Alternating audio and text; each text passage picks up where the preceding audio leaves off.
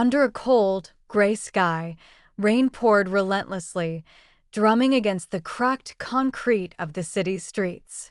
Beneath one of the tallest, most neglected bridges, a tiny puppy huddled against the jagged stones, shivering uncontrollably.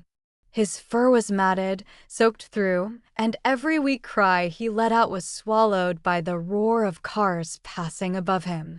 People hurried by, heads down, umbrellas shielding them from the rain, completely unaware of the trembling little life pressed against the unforgiving ground. Hours passed. The puppy's energy waned, his small body trembling with cold and hunger.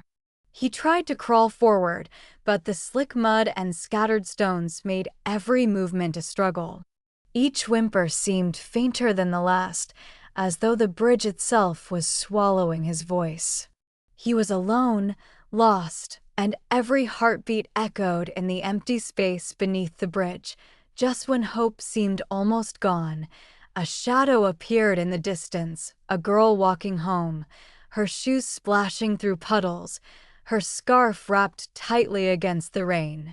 At first, she didn't notice anything unusual, just the normal sounds of the wet city night. But then, amidst the rain, she heard it, a faint, desperate whimper. It was so soft she almost ignored it, thinking it was her imagination. But something tugged at her heart, and she followed the sound, her pace quickening as it led her under the bridge.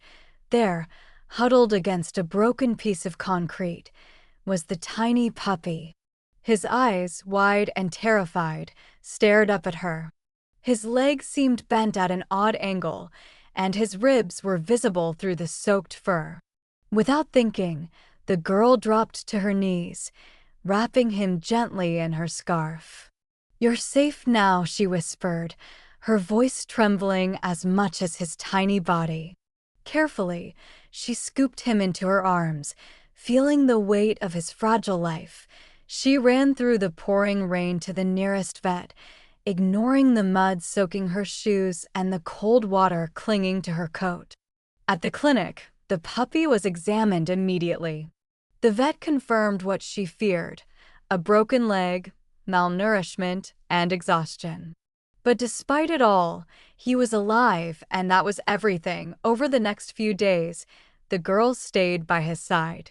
She fed him warm meals, cleaned his fur, and spoke softly, reassuring him with every gentle touch.